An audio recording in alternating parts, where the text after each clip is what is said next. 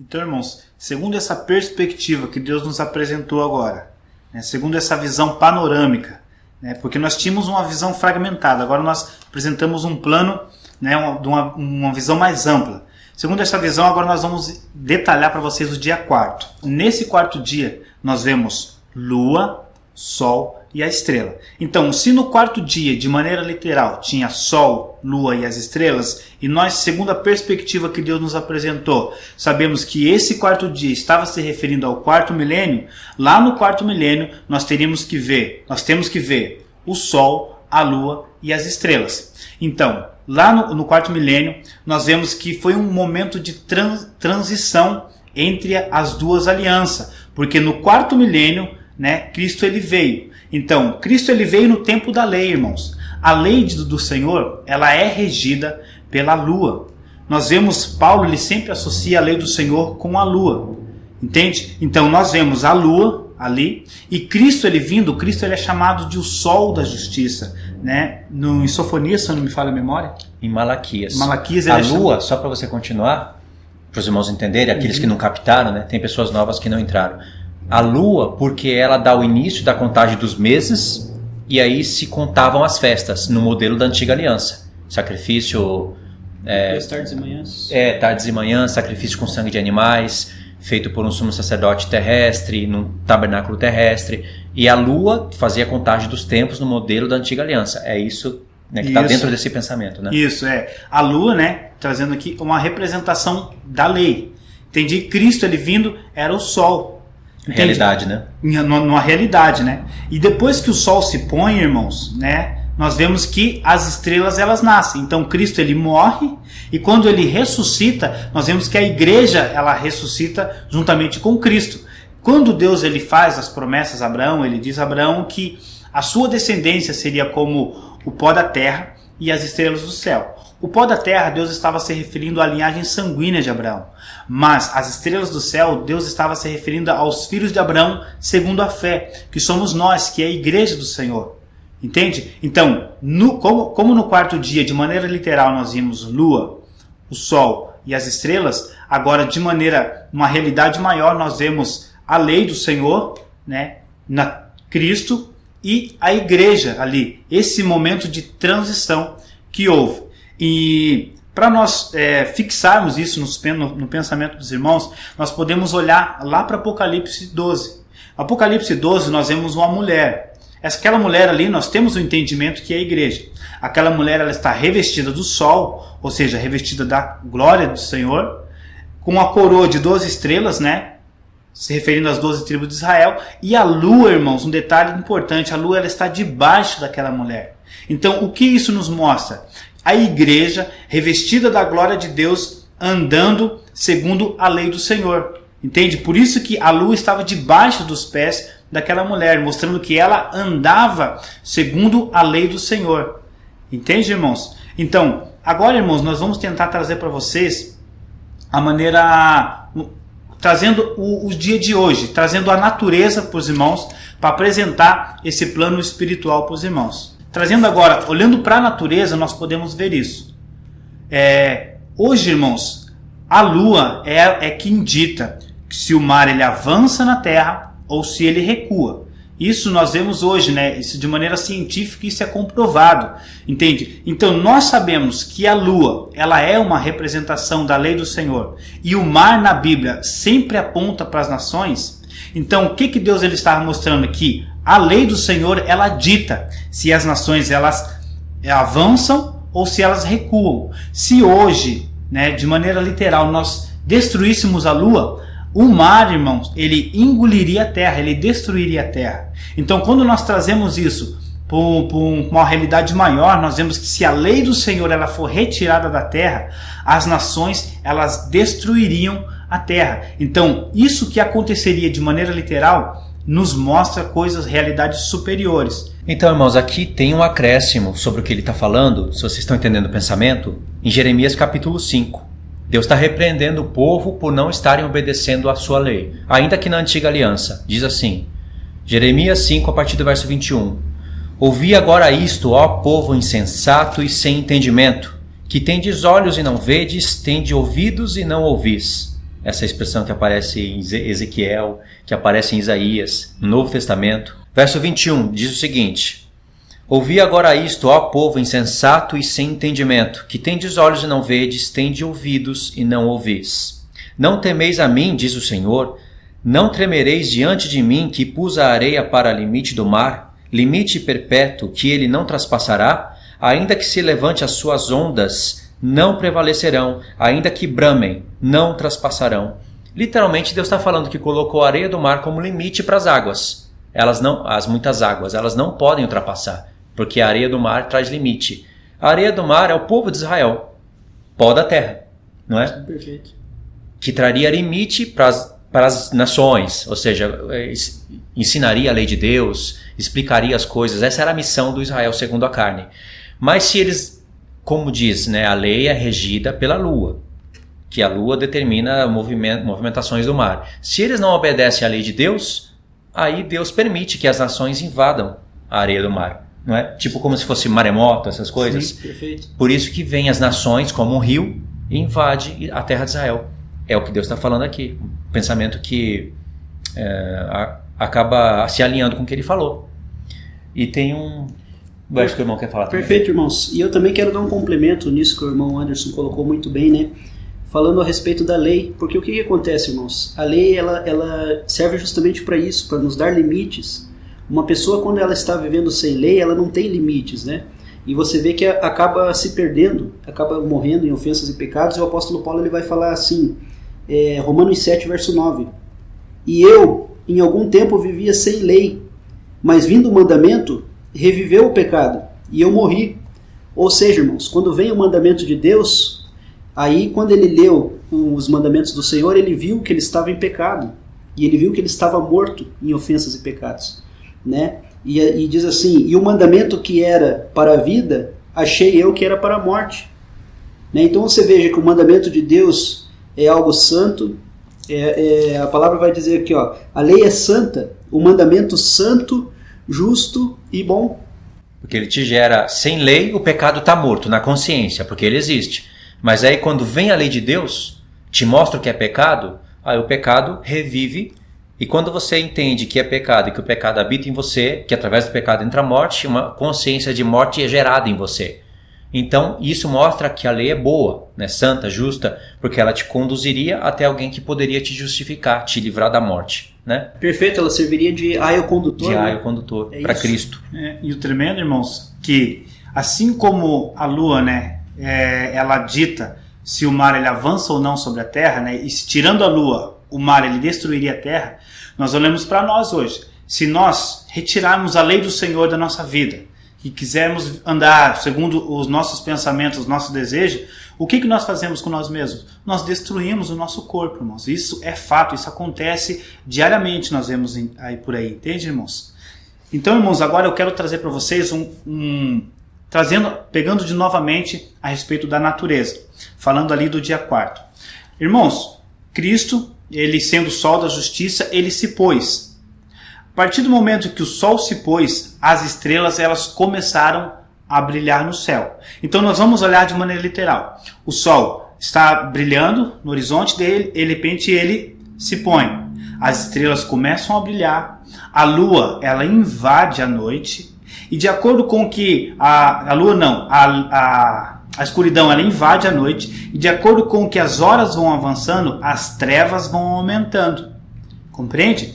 Então, e de acordo com o que vai chegando mais próximo do nascer do sol, nós vemos que, assim como as trevas invadiram o dia, agora quando chega próximo do nascer do sol, a luz, o dia começa a invadir a noite. Isso, irmãos, olhando de maneira literal, a maneira que Deus ele nos apresentou, né, a natureza. Agora, aplicando isso, irmãos, nesse entendimento, nós vemos que a partir do momento que Cristo, sendo ele o sol da justiça, se pôs, as estrelas começaram a brilhar, sendo elas a igreja. E quando o sol ele se põe, existem poucas estrelas no céu. Não que existem poucas, mas você consegue olhar para cima e você vê apenas poucas estrelas. Então, isso demonstra o princípio. Lá o tempo dos apóstolos, porque ainda não tinha se multiplicado o evangelho. né? Eram 120, depois aumentou o número para 3.000 e assim foi aumentando. Então, de acordo com que a noite foi adentrando, as estrelas do céu elas começaram a brilhar mais forte e começaram a nos mostrar uma quantidade maior de cristãos. E de acordo com que as horas vão avançando, as trevas elas aumentam. Então, os apóstolos eles tinham um entendimento maior referente à palavra, porque ainda as trevas não tinham avançado de maneira intensa, irmãos. Por isso que os apóstolos eles compreendiam a palavra de uma maneira tremenda. E eles operavam milagres, sinais e prodígios pelo Senhor, porque a escuridão ainda não tinha tomado conta do dia. Entende? E quando a escuridão ela avança, as trevas elas ficam de maneira intensa, nós vemos que as heresias elas foram implantadas um milênio depois que os apóstolos, 1000 anos depois que os apóstolos morreram, irmão, foi um tempo de grande escuridão, um tempo que é chamado de o tempo das trevas. Idade Média, né? Idade Média. Até com Constantino, 315 depois de Cristo, já começou o Sim, negócio. E 315 depois nós já vimos que a noite ela já começou a avançar de uma maneira intensa. E então, a partir dali, as heresias elas começaram a ser implantadas. Então, assim como nós vemos isso de maneira literal e de maneira uma realidade maior nos apóstolos, nós vamos ver agora quando o nascer do sol. Quando o sol ele nasce, a luz ela vem invadindo as trevas. Da mesma forma, irmãos, nós, segundo a nossa contabilizando assim, nós estamos próximos a já entrar no 7º milênio, nós estamos próximos. Ou seja, o sol nascendo representa a volta de Cristo. Compreende? Então, agora a luz está invadindo as trevas. Por isso que hoje nós temos uma compreensão maior referente à palavra. Entende, irmãos? Então hoje nós podemos ver a palavra de uma maneira mais clara, e heresias que foram implantadas quando as trevas estavam intensas, hoje nós repudiamos, porque a luz já começa a brilhar hoje. É isso aí. É isso aí. Perfeito. Só um acréscimo nisso que o irmão Anderson também colocou. Você vai ver que as estrelas ela representam a descendência de Abraão, mas não aquela descendência segundo a carne, mas sim aquela descendência segundo o Espírito, aqueles que brilharão como o fulgor do firmamento. Então você vê que aquelas estrelas, quando o céu ele está à noite, mas mesmo assim brilham várias estrelas, você vai ver que ali está representando o povo de Deus, que ele brilharia mesmo no período de trevas, né? No período em que Satanás haveria introduzido o fermento, haveriam homens de Deus que brilhariam como as estrelas do céu, né? Essa descendência que seria como as estrelas do céu, né? Sim. E esse brilho ele serve de direção para o povo. Perfeito. Porque hoje, irmãos, nós que ensinamos, a igreja que ensina a lei do Senhor. Então, trazendo novamente uma reflexão a respeito da natureza, os antigos marinheiros, eles se localizavam pelas estrelas. Então, pelas estrelas, eles conseguiam ver o caminho certo. Então, hoje, trazendo de uma maneira uma realidade maior, nós conseguimos que as nações, aqueles que querem andar no caminho certo, olham para o brilho de Cristo em nós. Porque nós trazemos a lei do Senhor. E eles se direcionam através daquilo que nós ensinamos. Isso é tremendo, irmãos. Perfeito. Aí tem um texto aqui também, Isaías capítulo 11, verso 10. Alguém tem aí para ler?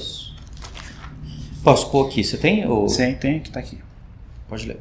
E acontecerá naquele dia que as nações perguntarão pela raiz de Jessé, posta por pendão dos povos, e o lugar do seu repouso será glorioso. Agora eu vou ler aqui nessa versão. O mesmo capítulo e o mesmo versículo. Naquele dia correrão as nações à raiz de Jessé, que está posta por estandarte dos povos, e a glória lhe será morada. Aqui diz, e a glória lhe será morada, e aí diz... E o lugar do seu repouso será glorioso. Então aqui diz, e a glória lhe será morada, e ali diz, o lugar do seu repouso, do seu descanso, será glorioso. A palavra no original aqui é a palavra descanso. A tradução com certeza está errada. E tem a tradução, uma outra tradução para mostrar. Aqui é a palavra Manoá, ou Manushá. Não sei pronunciar, mas é o nome de Noé. Na verdade, aqui é o nome de Noé, Noah, que é descanso. No contexto de Isaías 11, vocês podem ver que vai ter uma restauração das coisas. Repousará sobre ele, não. Verso 6. E o lobo Habitará com o cordeiro, o leopardo deitará junto com o cabrito, o bezerro e o leão novo e o animal cevado andarão juntos, e um pequenino os guiará. A vaca e a ursa pastarão juntas, e as suas crias juntas se deitarão. O leão comerá palha com o boi, e a criança de peito brincará sobre a toca da áspide, e o já desmamado meterá a mão na cova do basílico.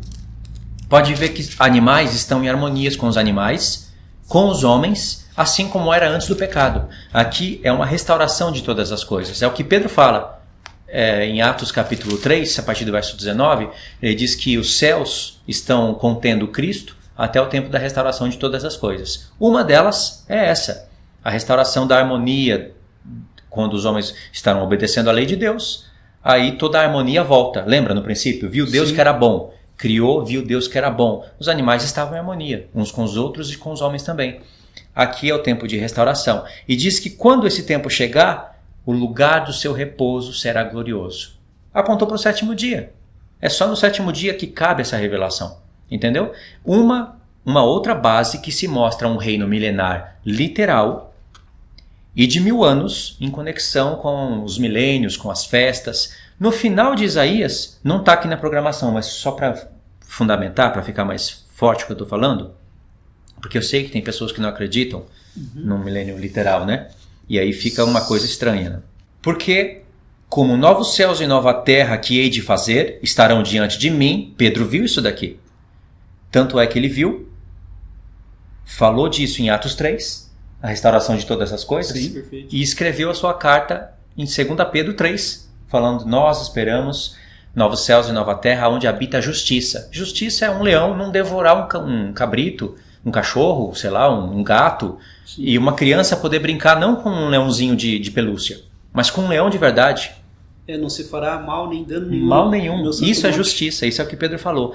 Então diz: como novos céus e nova terra que hei de fazer estarão diante de mim, diz o Senhor, assim há de ser a vossa posteridade e o vosso nome. E será que de uma festa de lua nova a outra lua, e de um sábado ao outro virá toda a carne a adorar perante mim, diz o Senhor. Abrindo aspas aqui, Zacarias 14 fala disso. Perfeito. Que foi associado com a festa dos tabernáculos, a 7ª festa, iniciada pela 7ª trombeta, alinhada com o 7º milênio, certo? Certo. E aqui no verso 24 diz: e eles sairão e virão os cadáveres dos homens que prevaricaram contra mim, porque o seu verme nunca morrerá, nem o seu fogo se apagará, e eles serão um horror para toda a carne. Aqui é o lago de fogo inaugurado. Memorial, né? Isso. O interessante é lua, lua, sábado, sábado. Isso não se entra aqui no nosso tempo, não tem como espiritualizar, por mais espiritualista que a pessoa fosse, por mais forçação de barra que a pessoa fosse dar, não tem como espiritualizar isso. Reino de Cristo tem contagem de tempo. 1000 anos literais. Isso aí, mano. Perfeito. E tem contagem de tempo porque ainda há pecado, ainda há morte, né? Então essas coisas ainda terão que ser vencidas no milênio por uma geração que será regida, né? E haverá de ter o grande julgamento do trono branco, né? Onde terão as pessoas que viverão nas nações haverão de ser julgadas também pelos seus maus caminhos. Sim. E aí haverá um reino eterno, justiça eterna, só depois dos 1000 anos. 8º dia. 8º dia. Isso é tremendo, irmão. Tremendo. Como o irmão Luiz leu ali, ele leu a harmonia, uma justiça. Antes do pecado entrar, existia essa harmonia, né? O leão, ele pastava junto com o boi. Adão, ele andava no meio dos animais e não era devorado. Então, essa harmonia precisa ser restaurada. Então, dentre 6 milênios, irmãos, nós estamos trabalhando. A humanidade, aqueles que creem na palavra do Senhor, está restaurando, de certa forma, trazendo essa restauração. E quando se cumprir esses 6 milênios, Cristo ele retorna. E quando Cristo ele retorna, nós entregamos, né, esse reino de certa forma restaurado para Cristo. E Cristo ele pega esse reino que nós restauramos de alguma forma através da lei dele, e ele dá alguns reparos a mais, né?